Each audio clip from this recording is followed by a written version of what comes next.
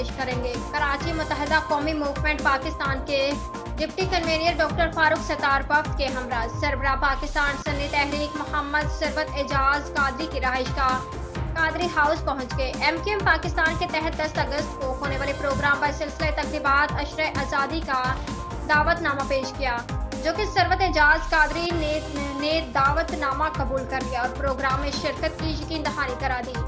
ثروت اعجاز قادری نے ڈاکٹر فاروق ستار کی قیادت میں آئے ہوئے وفد سے گفتگو کرتے ہوئے کہا کہ یوم آزادی منانا اللہ کا شکر بجا لانا ہے۔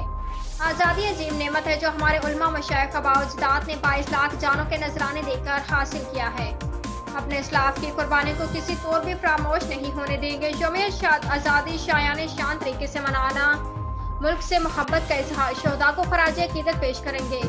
اس موقع پر پاکستان سنی تحریک کے رہنما فہیم الدین شیخ، محمد آفتاب قادری، محمد شہزاد قادری، محمد طیب قادری اور غلام مرتضیٰ قادری موجود تھے۔ عمدہ میں پکائیں اور جی بھر کے کھائیں۔